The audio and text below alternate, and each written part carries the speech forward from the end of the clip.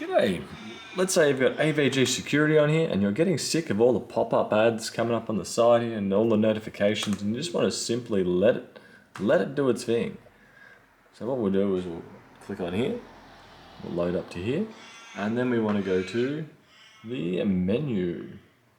This is the setting that you're going to have to adjust. So we go there to settings, and then we go to notifications. I'm going to leave system tray on. I'm going to turn off the animation. I'm going to turn off sounds. I'm going to leave pop-ups for screen captures. Check for incorrect date. I'm happy with that. Offers, we want to untick those. Turn off, turn off.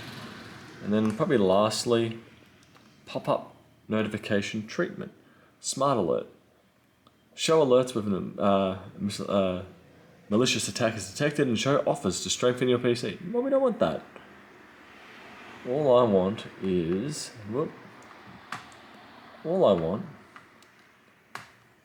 limited mode. Show when an attack is detected, but block any pop-up offers. Alternatively, you can go silent, which will just shut it all down. So that should hopefully get back a little bit of sanity of a antivirus that's constantly plugging things to you. I hope that helps, and I'll see you guys later. Bye.